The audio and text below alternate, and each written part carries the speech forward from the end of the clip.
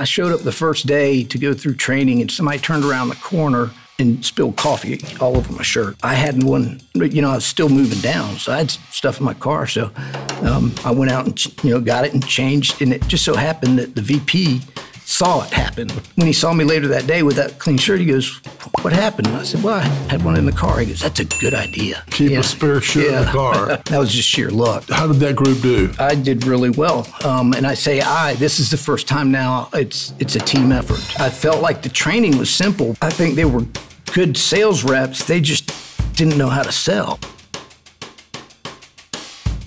All right, John Sterling here. Listen, I help salespeople get started fast. I've got a podcast for you here today called Noob School, where we interview crazy good salespeople, outstanding VPs of sales, and business owners who are all successful and started in sales. We're going to drill back to when they were just getting going. We're going to learn about some of the smart things that they've done to help them crush it, and also some of the things that slowed them down. We're going to publish this podcast every Friday morning so you can get some juicy weekly tidbits that help make you better and better every week.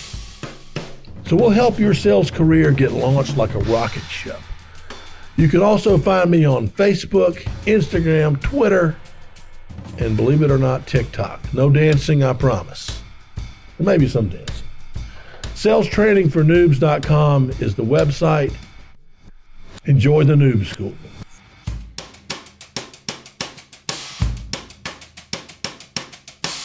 All right, Donald, welcome aboard. Thanks, John. Donald Corry, my man. Donald and I go back to 1993. Mm-hmm. Well, that's the year I graduated. Yeah. It's about 1995. But we knew each other. We met each other in 93. We met each other. And Donald was at the Citadel, and he was, I'd say, one of the most squared away, top-ranking people I'd ever met down there. And what company were you in? Delta Company. Delta Company. And what was you were the company commander? I was company commander. They did an experiment on me because normally when you get a leadership position, they move you out. Yeah. Right. And they kept me in Delta Company all 4 years. Uh-huh.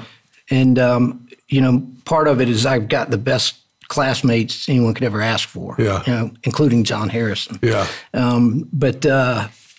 It was easy because, senior privates are normally the ones that you have a hard time with. Mm-hmm. Well, our class, Delta 93, was the Bravo Company Commander, Charlie Company Commander, Delta Company Commander, Echo Company Commander, wow. 4th Battalion Commander, Regimental Academic, Regimental Ops. I had one senior private. You didn't have any privates left, yeah. So, wow. in Delta Company, the frat, we actually won President's Cup that year. Wow. So good job, man. That's awesome. Well, I was a senior private, but I could spot the winners, and I knew you were a great winner. And I had recruited your brother. He's got an identical twin named David, and I'd recruited him, and he joined our company. But I also met Donald. But unfortunately for me, Donald was going in the Army. Yeah, you had a contract to go in the Army as a lieutenant, second lieutenant, and you spent your first 2 years after school in the military. Correct. Yeah. In some kind of intelligence, right? Yeah. So I was an intelligence officer. The brigade that I was sent to, we had two what they call signal intelligence battalions, and one human intelligence battalion, HUMINT. And we weren't in like the 101st or the 82nd or the First Army, Big Red One. Yeah. We reported directly up to the White House and the Pentagon, and it was funny. We would have formation, and nobody would show up. Nobody would be there because they didn't want to burn their identities. So it was really interesting. Mm-hmm. I had one day that was like a war game day. It was amazing. Unfortunately, it was the bombing of the Oklahoma building. Yeah. And I happened to be in the SCIF, the Secret Compartment Information Facility, when it happened. And, all of a sudden, all these screens go up. And you'd see like a monument, say the Seattle Needle, right? Mm-hmm. And you hear somebody say, this is, in a given code name, and I have eyes on, and then it would go off. And so what we were doing that day was not trying to identify who did it, but making sure we knew who didn't do it. And that way we could kind of tighten the circle. And so we had a good idea it was domestic pretty quick. Yeah. But, the way that they handled it, we actually were able to get the VIN number off of the axle. Wow. Now, that was just a van full of like fertilizer and gunpowder or something? Fertilizer and diesel. Diesel. Jeez, and that was bad. That was, it was really hundreds bad. Killed, right? Yeah, really unfortunate. Yeah, I remember that. So, okay, so you did a couple of years of that and then got out and you wanted to be in the financial advising, financial services business, and you went to work for American Express Financial Advisors. Yeah. Okay. And tell us about that.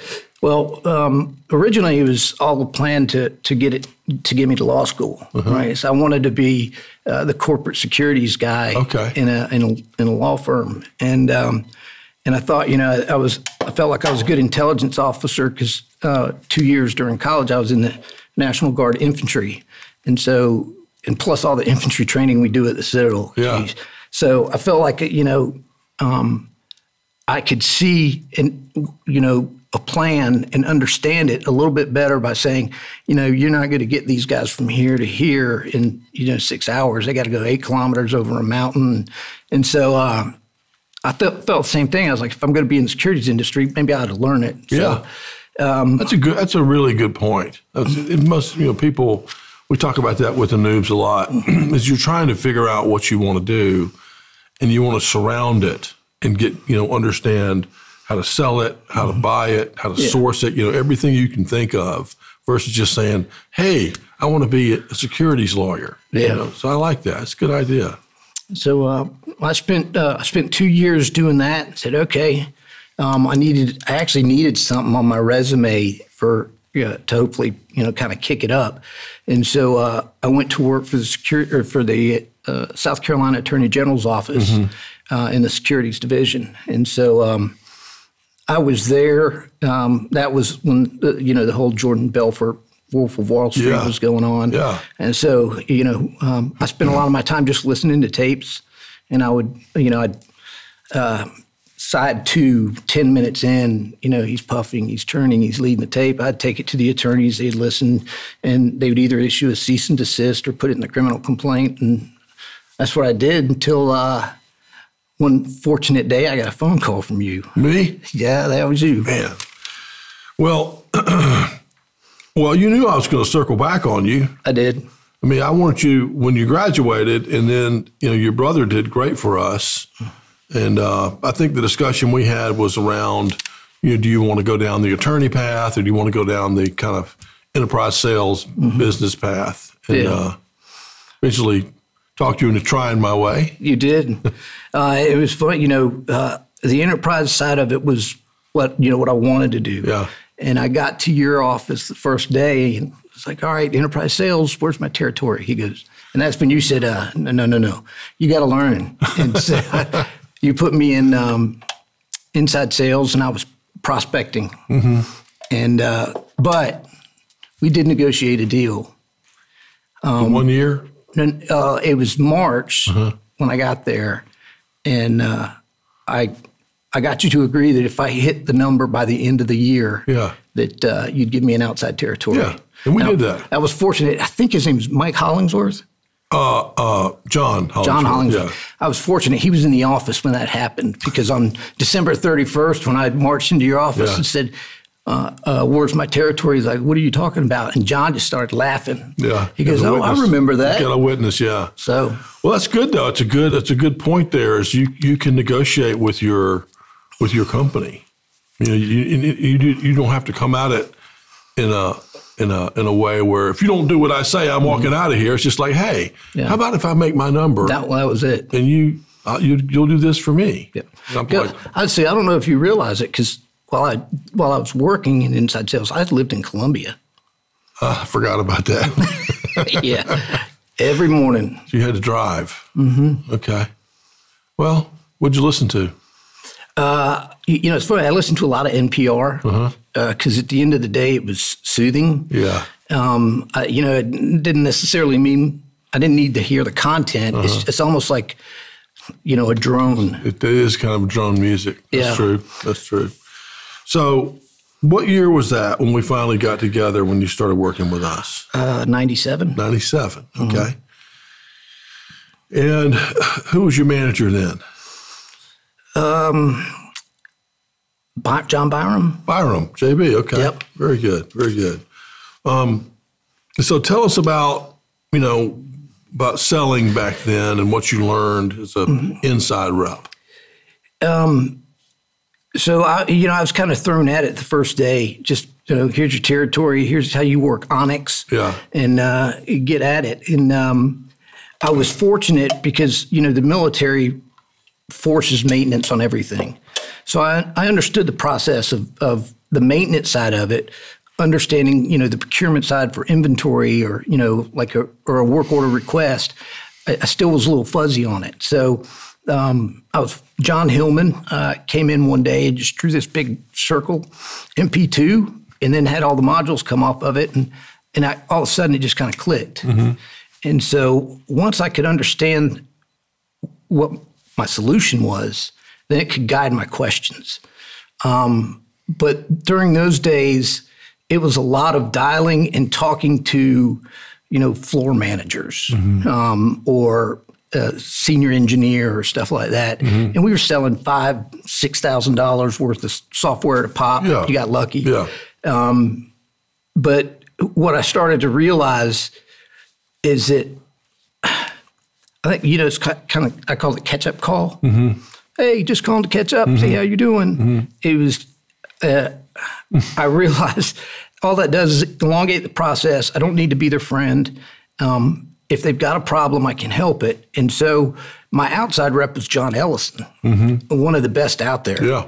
And I kind of put those two together when I heard John Ellison say, we're not the right software company for you, and walk away. And of course, as an inside rep, I'm like, what did you do? What did you just do? Yeah. And John called me back and said, look, they're not ready. They don't have a sales process in place. They don't have a team in place. We can't even get up the ladder. And so he walked away from it. Yeah. And that was the aha moment for me in inside sales, is your ability to say no, because you're saving your time and you're saving a false forecast. Yeah. And there's another opportunity out there. You just got to go find it. Yeah, that's good. So you learned from other people at the company like Hillman, and then from your outside rep, you learned what deals you want to walk away from. I did. Okay. And so how long were you, obviously you moved to outside sales. So tell us about that. So we actually had we were trying an experiment. You love experiments. Another experiment. Yeah. We started in the federal vertical. Okay. And so I moved up to Washington, D.C. to sell to the federal government. That's right, because we said, well, you've been in the Army. That's exactly. You clearly will know everyone in the Pentagon by now. It was interesting. The hard thing about that entire space is that they don't really buy a lot during the year. Now, their fiscal year starts October, ends September. And so I would describe it as 11 months of sitting on the beach and 1 month of sheer terror. It's just phone call after phone call. But, it's interesting. They have a budget and they have an allocated amount of money. And if you know that, beginning of September, if they haven't spent it in next year's budget, they lose it. Yeah. So, I would make half to 75% of my year quota in September.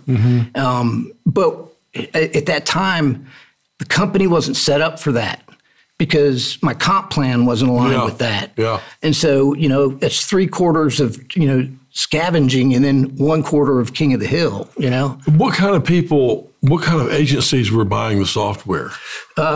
See, we did TARS, the Tethered Aerial Reconnaissance Mission or System.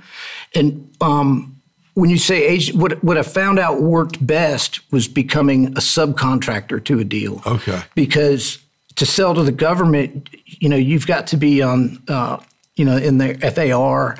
You've got all of these little conditions that have to be met. Yeah. Well, the big guys, the Booz Allens of the world, the Lockheed Martins, the Raytheons, they've already gone through all of that. Yeah. And so when they bring you on as a subcontractor, all you're doing is selling to them. Yeah. And so, I started making my contacts with those guys. Okay. The other side of it is because everything was always public. There's a couple of websites you have to monitor to see when a big one would come out. But the other side of that is you guys never liked working RFPs. True. Because somebody's already baked it. Yeah. Right. So you got to make sure you pick the right contractor. Yeah. Well, it's just good for you for having the courage to just move on up there and try selling federal. I mean, we were successful. I got to go to some really cool places. The White House Communications Agency. That's right. You sold them, didn't you? I did. Yeah. So it was all the stuff they used to. So yeah, when the president travels, there's Air Force One, and a lot of times they have another Air Force One trail it, but they've got planes that, you figure if he's going from Miami to New York, to Chicago, to Seattle, to LA, there's a plane that's ahead of him, right? And they get everything ready. So when he's on the ground, they can do everything, he or she, they can do everything. Yeah. Well, a fax machine, is not working, right?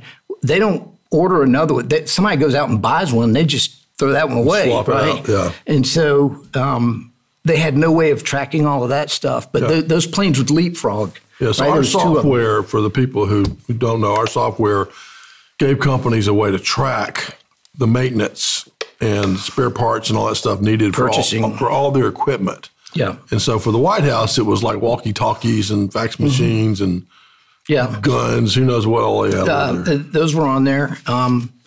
I went to the Mount Weather? We weren't supposed to talk about it either. I think it's been so long. We had non-disclosure for a while. Mount Weather. Yeah. That's the president's bunker. Is out in that. It's like in the. I won't say Blacksburg. It's not Blacksburg, but it's out in the hills of West Virginia. West Virginia. Yeah. Or Virginia. It's still in Virginia, I think. I pulled up the first day I got there, and of course, I had to send my Social Security like 3 weeks in advance, and blah, blah, blah.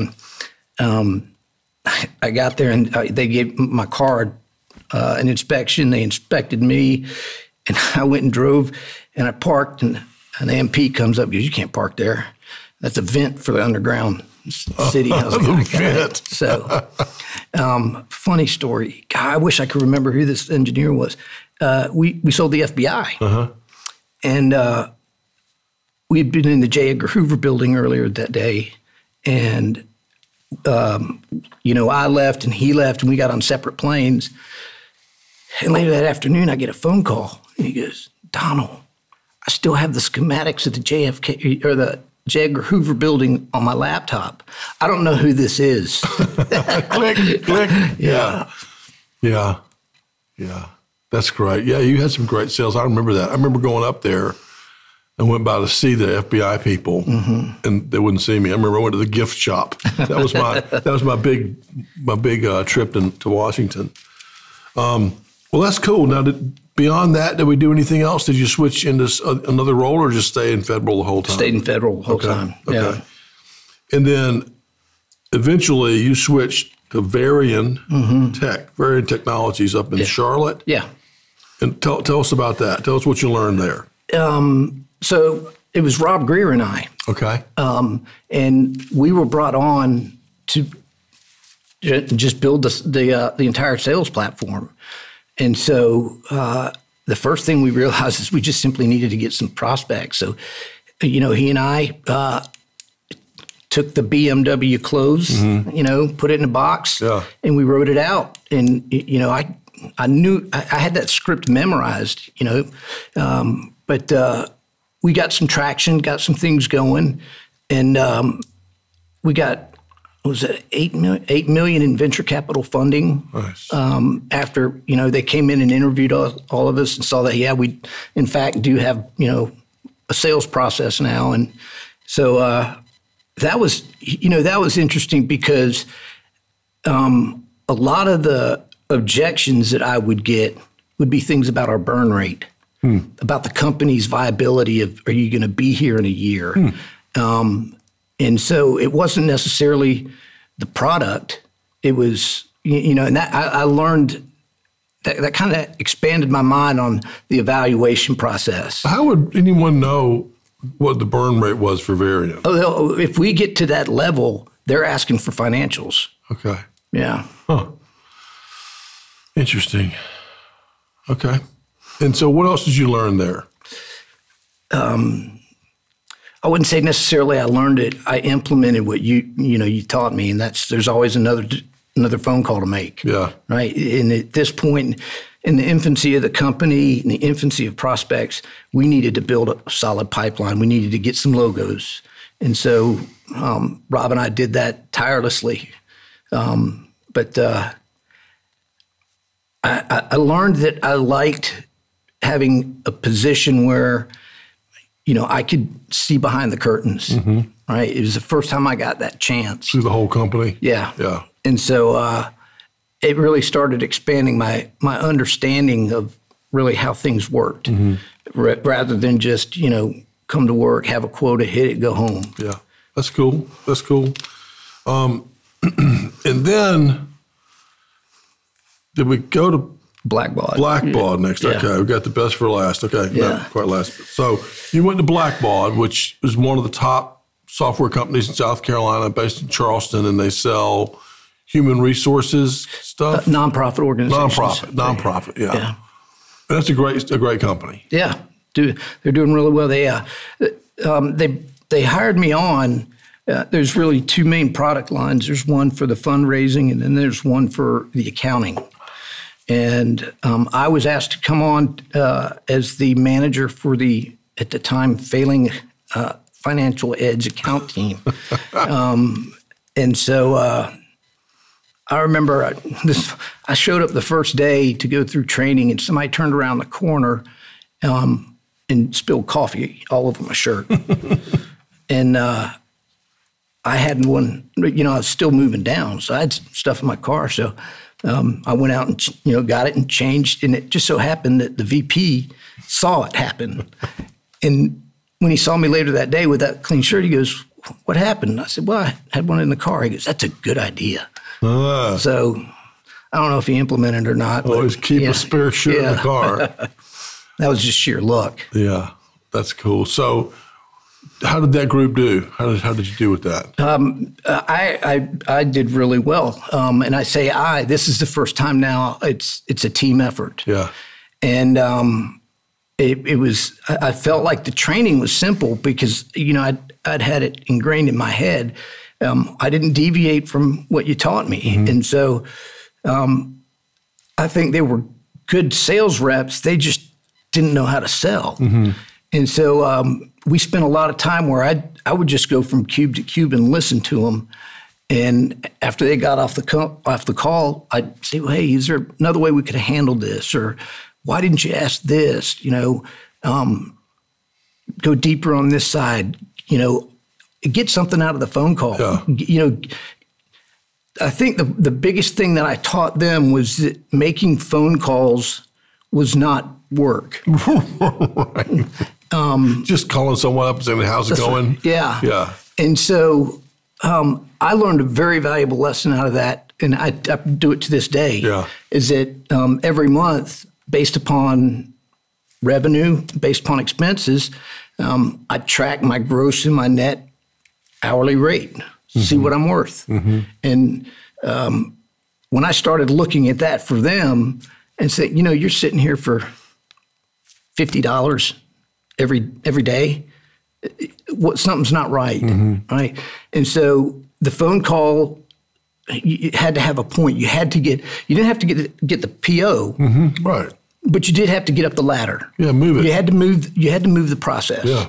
And so the team was, I got really fortunate with some of the people that I was able to bring on immediately. Right.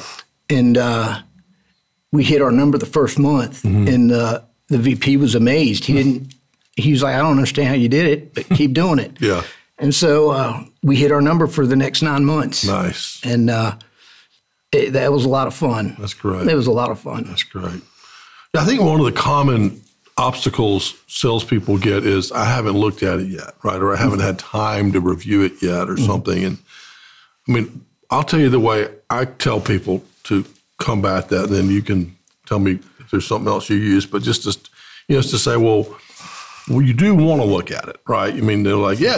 Like, why don't we set up a time? Let's do it together. That way it'll save you time because I'll be here to answer questions. How about Tuesday at 9 o'clock or Thursday at whatever? And so all of a sudden you've got something on the calendar and you force it to happen. And it is more convenient for them to have someone kind of holding their hand. Yeah, sure. What do you think? Does that work for you? It does. Being the virtual chauffeur helps out. Depending upon what type of deal you're talking about, at this point, well, I haven't had time to look at it. Well, John, when we sat down and we agreed to this process, we set out a timeline. I'm simply following what you told me. If you're not going to live up to your obligations, I can't do it with mine because, I'm spending money on resources to give you demos. We've flown out there twice. So, depending on, where we are on the Sure. But you say, hey, we agreed on this. Yeah. So if you're not going to do it, just let me know. Yeah. Because I've got other things I can do. a little more aggressive than my approach. I've heard that before. That's all right. There's more than one way to do it. Yeah. Well, and here's a tribute to John Hillman, right? Yeah. You beat him to death with a feather. Yeah. Right. It's not, you won't, I don't intend to come off aggressive. I intend to come off as we agreed. Yeah. You have a responsibility, and so do I. I'm living up to mine. I would simply like you to live up to yours. Yeah, and we can close this loop on this one, but I'll just say this. I think people need to be themselves, and I have my way of doing it. You have a more aggressive way. You're a more aggressive person, and Hillman has an even more of a different approach. And so I would probably botch your approach. But the way you do it from yourself works. Yeah. You know what I'm saying? So, I mean, I think people should listen to a lot of things and then kind of go with whoever they are. But just don't call and say, how's it going? I'll call you back in 2 weeks. Yeah, just called to catch up. Catch up. All right. So from Blackbaud, I helped you get a job at the #1 company in the world. Well, thank you for that. Maybe of all time. you and Hillman and TJ. Yes. The guy tells me, my partner out there tells me, I need 3 great salespeople. I'm like, I got them right here. Donald, TJ, and Hillman. And what was that company? It was Enron. It was Enron. Yeah. And we're still friends. Yeah. And we're still friends. So you were there to help them with which product group was it? So it was called Phaser. Phaser. And that was energy. It was. Yes, energy management. Okay. Yep. Okay, so energy management software, because I remember that company, they were at a state college, Pennsylvania, right? Yeah. Okay. And so y'all went out there as the software, all 3 of you, all great software experience to work for them, and you were there for, what 9 months? And tell us about what you learned while you were there that you can speak of. Well, at this point, I guess the biggest thing that I learned is that companies need to keep finding different revenue, ways of creating revenue. Yeah. And what they were doing with this software line was creating a commodities exchange to trade futures and contracts down in Houston. And so the interesting thing about Phaser was that it was a hosted product by Enron, which means, they're monitoring their energy, but and this never happened that I'm aware of, but we can see it too. Sure. So when, Del Monte decides that they're going to can green beans for 3 months during, the harvest period out in California, their energy is going to spike. Yeah. Right. So they've got 3 months on, 9 months off. Well, if I know that in advance, I know to hike up the contract. Yeah. Right. But it never got that far because the exchange was never created. Right. That was another one of the things that was kind of promised or on the drawing board. Now, in theory, it was I think it was an awesome idea for them to create the exchange. Yeah. I didn't necessarily understand where they were all going with it, but I think it's fair to say that it would have been it'd been an interesting time. Yeah, I mean, the part I was dealing with them was the maintenance exchange. It was using our software as kind of the middle of it, and they were going to put the spare parts and the information and all that stuff around it and create this exchange. And again, very interesting, but probably, Enron probably was like Icarus a little bit, just flew a little too high too quickly. Yeah. But I think it was with best of intentions that I sent you out. No, I understand. And, I think for a little bit they were simply just they become a product of the entire economy, right? Because they blow it out and have one good year in doing it, the right way. Well, stockholders, CEOs, board of directors all expect that next year you'll do better. Yeah. And when that doesn't happen, they weren't ready for the fall of the stock price, is what I think. So, well, the funny thing, of course, that ended abruptly. Yes, abruptly. You had plenty of notice. You had an hour's notice when it was all over? I simply woke up and was watching the news, and Enron had collapsed. The doors were locked. Yeah, that literally. No, I had stuff that I had procured on behalf of the company. Yeah. I was living in Charlotte. Oh. And I was like, what do you want me to do with this stuff? You can keep it. Keep it. Whatever. You got bigger fish to fry. So you pivoted, and I think, is that when you went to Edward R. Jones? No. I actually went, let's see, after that, I went back to DataStream. Oh, you did? As an individual contributor. As an N4? Yep. Wow. Yeah. You were on the other side. Mm-hmm. How was that? Confusing. Yeah. Simply because at this point, we thought something was in the works. I had never heard of N4 at this point. Mm-hmm. And to me, the business model that they had was confusing. And so, at an enterprise level, when I'm going to meet with somebody, and I need resources, I need people, and I need an executive sponsor and stuff like that, it was very, very difficult to wrangle. Yeah, you had to build your own team and hope that they're available. Yeah. So I ended up it was an interesting time there because that's right when those 3 hurricanes came across Florida. Yeah. And so I went in and I knew that they'd all gotten FEMA money as some of my federal stuff, and I went in and created a work order for a hurricane. Mm. So if it was 25% probability, 50% probability, 24 hours out or 48 hours out, 24 hours out, it created all the elements of what needed to happen. Yeah. Right. So somebody could come in at the city level and say, print out this work order. And they would know at this point, we've got to evacuate here. We've got to call in the American Red Cross, whatever it was with the evacuation and stuff like that. And I went down, and within 45 days, I sold it to all 3 of them. Wow. Good job. That's awesome. That was. So then, but you transitioned eventually to Edward Jones. Yeah. So this was, I'd actually gone back to Blackbaud. For a little while. Yeah.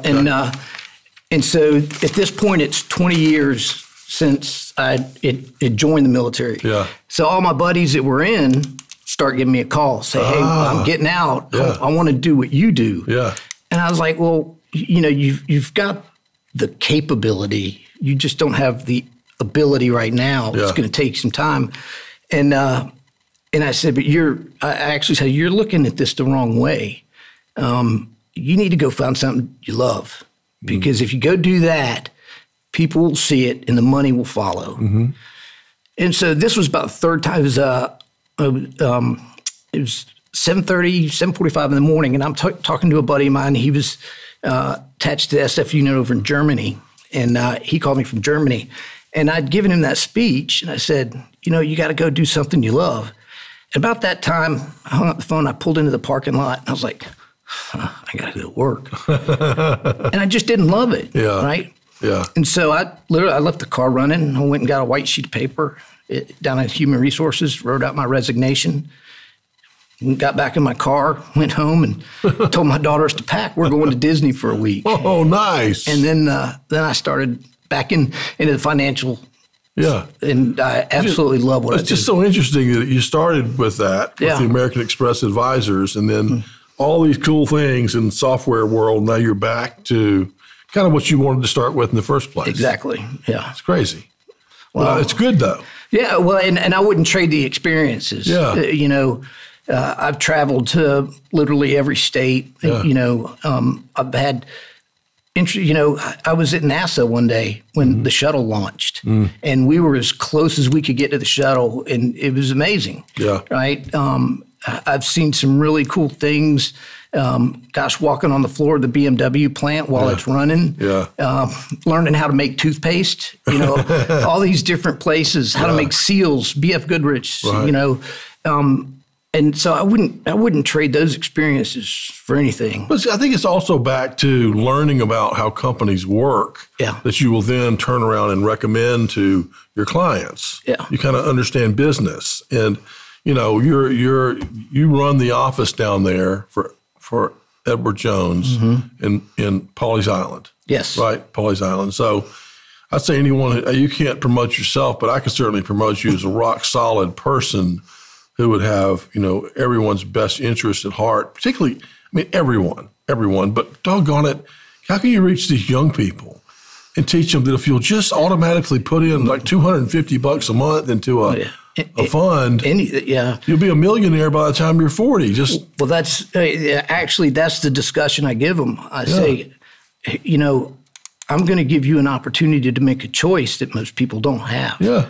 And the discussion starts with how they pay their expenses. Tell me what's your first expense of the month. And it's usually rent, mortgage. What's the second one? Car. Yeah. What's the second one? Clothing.